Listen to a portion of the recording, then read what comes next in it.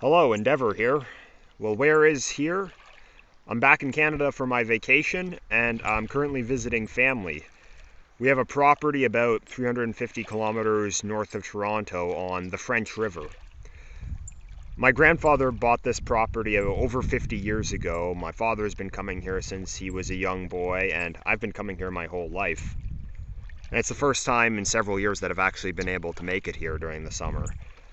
The river is in Ontario, but it's called the French River because it became associated with the French voyageurs in the early days of colonization.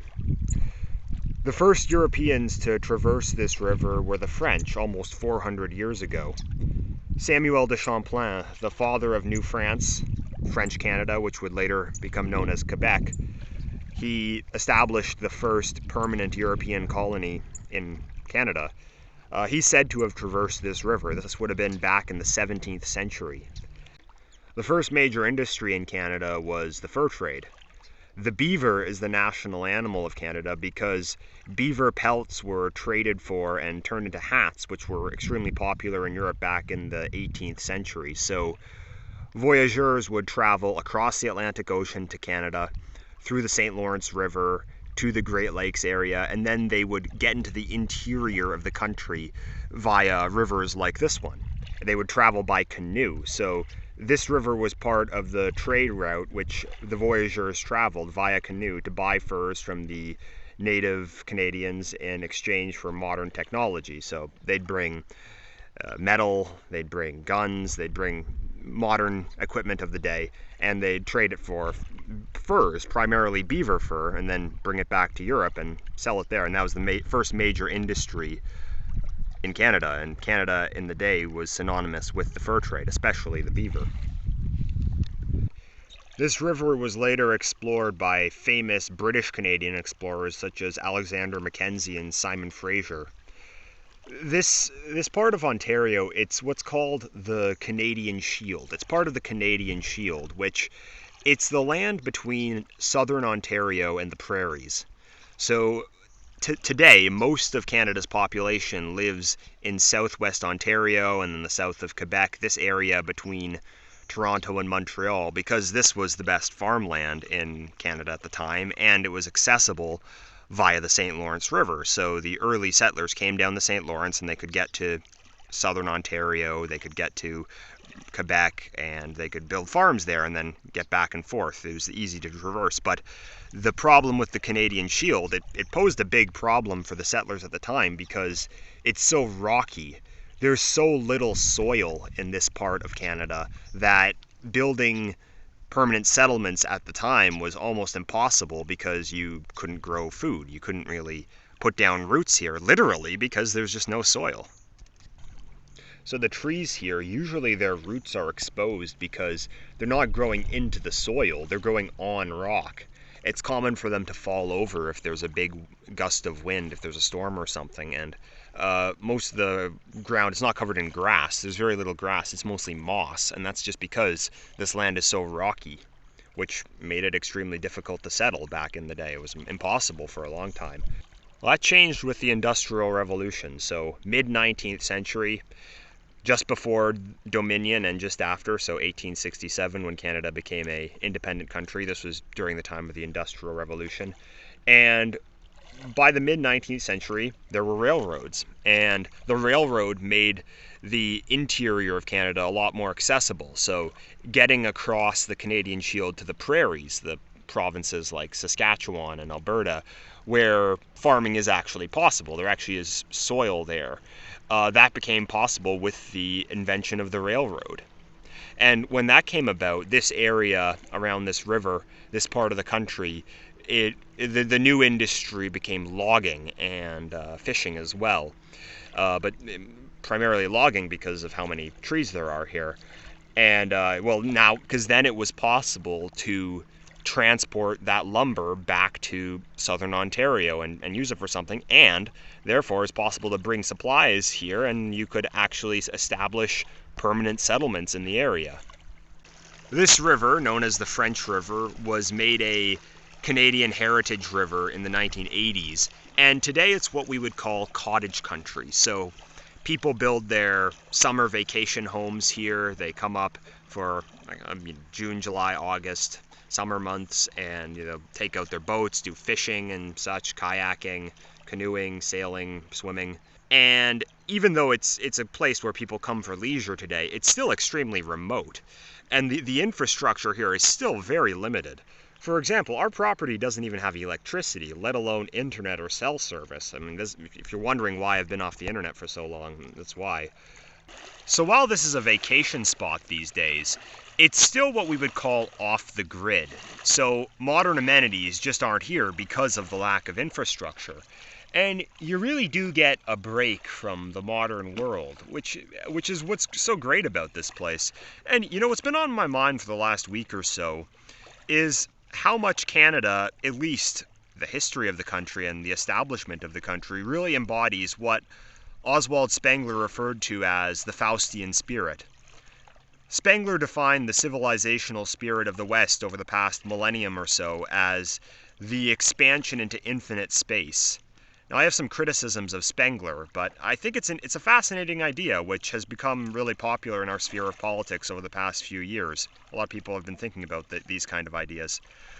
Canada's this massive country, but unlike the US, most of it is uninhabitable. Even like the Canadian Shield to this day is extremely sparsely populated. The population density is minuscule. It's the case with most of the country, actually. And like I mentioned here, the very little infrastructure, even to this day.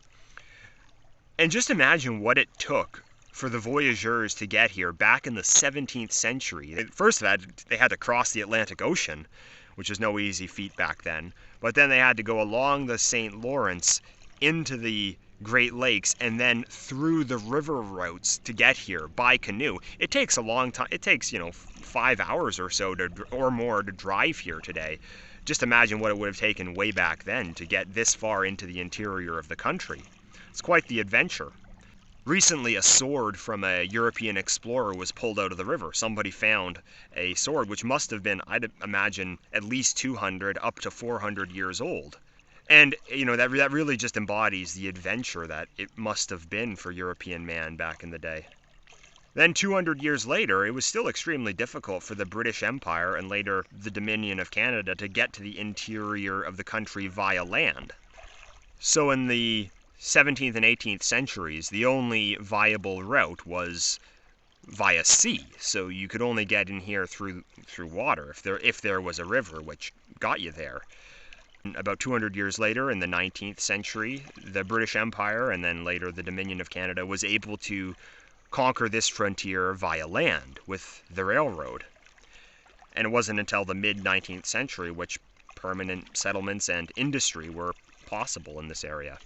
There's a word which, according to Microsoft Word, doesn't exist, but I like it so much that I really think it should exist. The word is frontiersmanship. And I love this word because it says so much about Canada and about the Faustian spirit more broadly. A sportsman is somebody who plays sports. Sportsmanship is the spirit of the sportsman. A frontiersman is the person who conquers the frontier, and frontiersmanship is the spirit of the frontiersman. And that really does sum up the settlement and establishment of Canada as a country. Even when I think of my recent family history, now if I go back to my earlier ancestors, they most certainly were pioneers. I wouldn't say that my recent family members were exactly the pioneers of old, but even then they embodied some of that spirit. My grandfather, he loved the sea. He was in the Canadian Navy during World War II and again after the war, so he was a naval veteran. And he decided to buy this property on this secluded river and build his own family cottage there. Today, my family will drive to the marina and then take a boat, but back then, when they lived in a nearby town, they would cross the lake and come here by boat. Even my dad, whenever he's here, he always has some kind of construction project going on. I've been helping him out with these little tasks this entire week. When I was a teenager, him and I repainted the place, we built a shed, we redid the roof together, but this week it's just been minor improvements here and there. My dad used to be a sailor, used to be into sailboat racing. He doesn't really do that anymore because he's kind of getting up there in age, but he's obsessed with always building these new things on his property.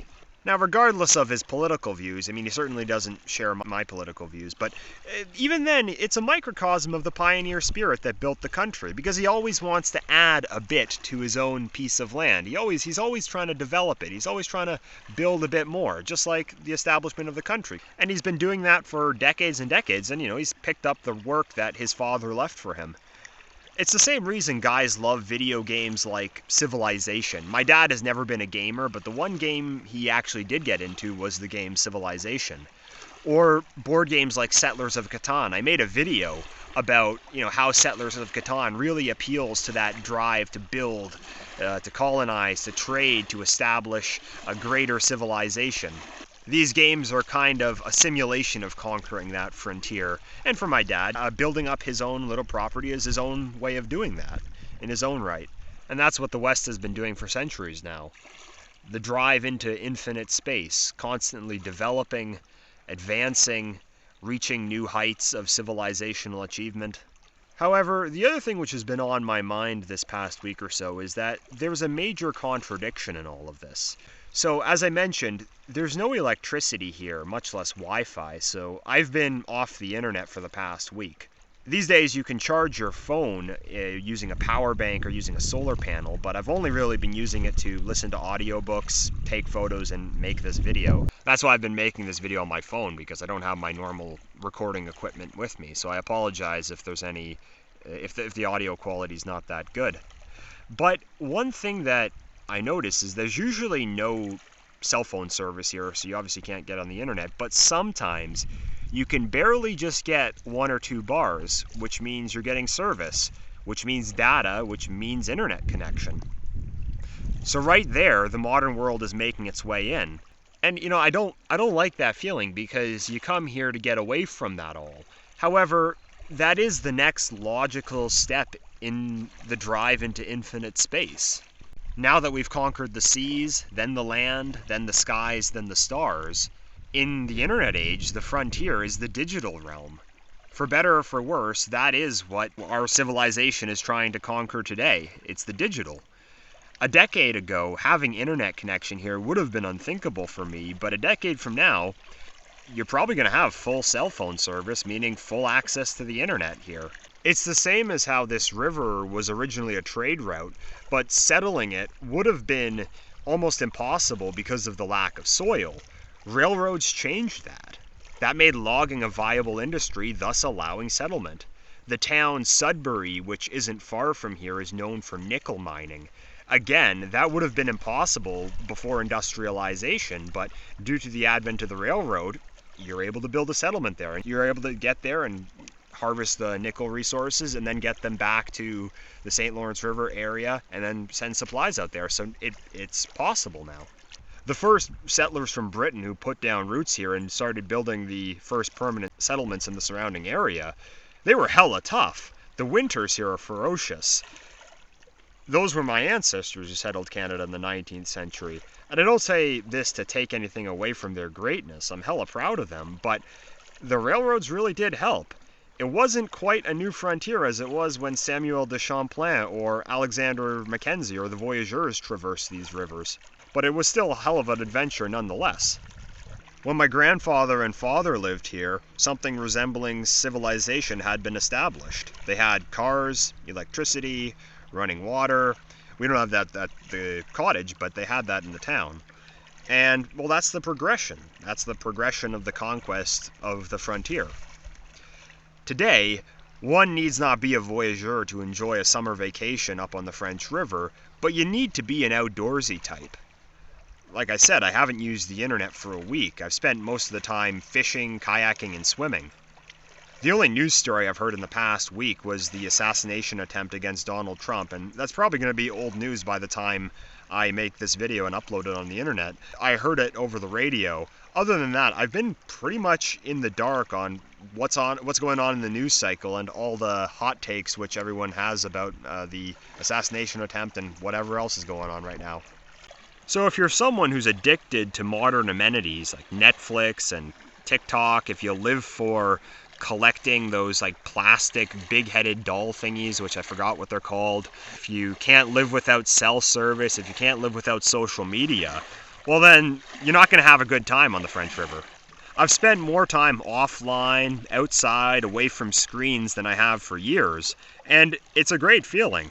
It's not quite the old frontier anymore, but it's no country for bugmen up here either. But as I mentioned, that could change.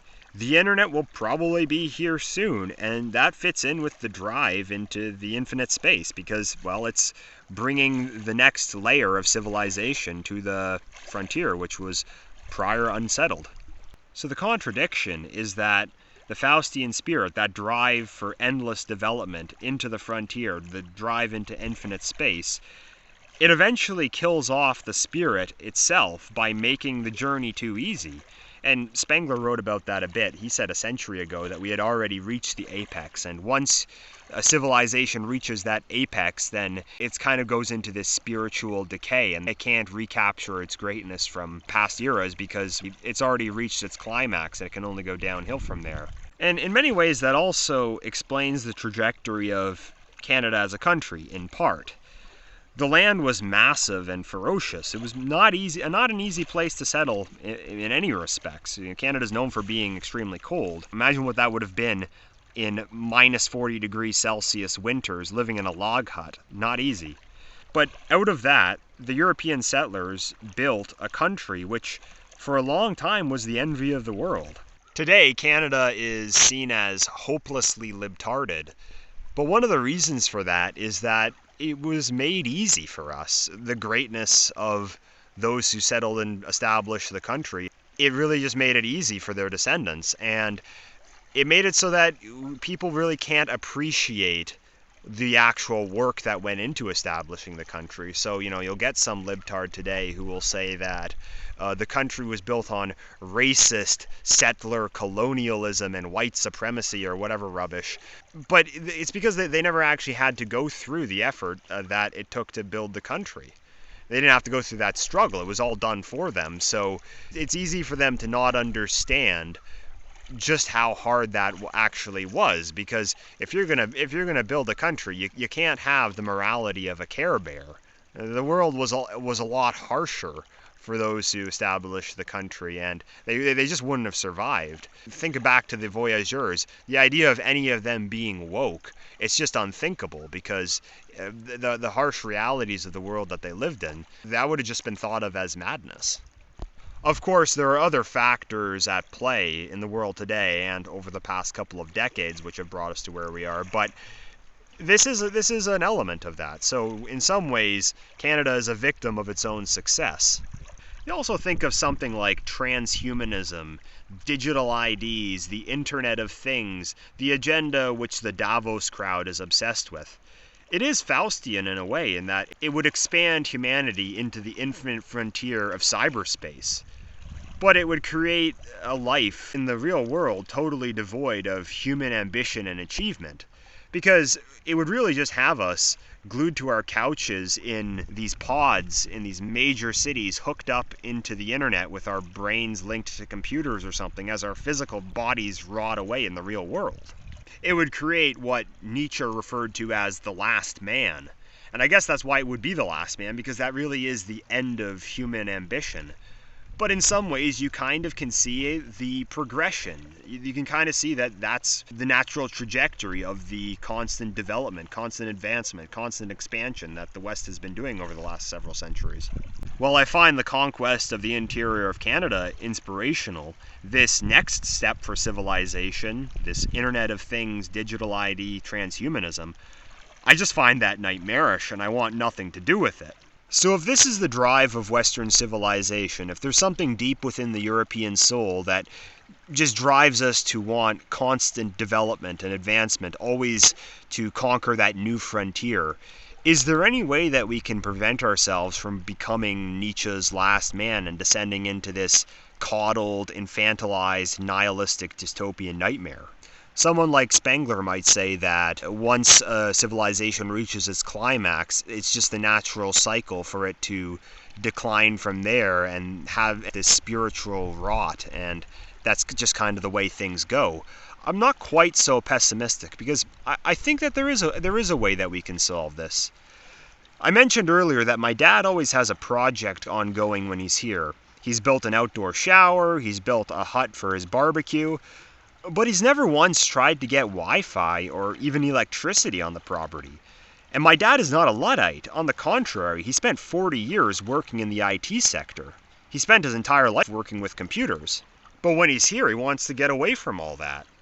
As I said, he's obsessed with the endless development of his little cottage on the river. But none of that kills off what actually makes it so great of a place to come for your summer vacation. And he just feels that all those amenities, Wi-Fi and stuff, you really just don't need it here. Western man went to the moon about 50 years ago. Why haven't we got to Mars yet? It took 66 years between the Wright brothers' first flight and Neil Armstrong setting foot on the moon. I'd have thought that 50 years on, we'd have been much further than we actually are now. I think what happened is that we gave up on the frontier of space, and we chose different frontiers, and much worse ones. So instead of trying to get to Mars and to conquer the stars, well, we gave up on that so that we could pursue the frontier of this universalist egalitarianism, which today we would call woke, and to pursue endless comfort and consumption and hedonism. That's what all the efforts have been put into over the last couple of decades. The great minds of our time aren't being put to use trying to get us to Mars. They're trying to find ways to get us more products on Amazon or to get us to look at more ads on the internet. Our civilizational projects are the sustainable development agenda and the woke agenda. Rather than reaching new heights of greatness, we're degrading ourselves to new lows in the name of equality. It's to make all other civilizations equal to ours, which of course is impossible, so the only way to do that is to drag ours down to the level of the rest. The next great achievement our leaders pine for is to see numbers on a graph go down by getting people to eat synthetic plant-based slop. The trajectory of the West, in part, is due to our best tendencies being funneled into the worst of causes. But I don't believe that it has to be this way. I don't think that we're just doomed to spiritual, civilizational rot. I just think that we need to find new frontiers which sustain our desire for reaching new heights. I think what we need is a new civilizational project which we can put our efforts towards. And I'm convinced that those opportunities are out there and that they don't necessitate us becoming a shell of our former selves. These current agendas, the woke, the sustainable development, the digital ID, Internet of Things, if these are fulfilled, then it really is the end of the human spirit. It's the end of human ambition. That is Nietzsche's last man. But I'm not too black-pilled on all this because, unfortunately, times of hardship are ahead. That's, I think, just the reality. But hardship breeds greatness. I'm optimistic that we will have frontiers of our own to conquer, like our ancestors before us. And that's what's going to bring out the best in us. Thanks for listening.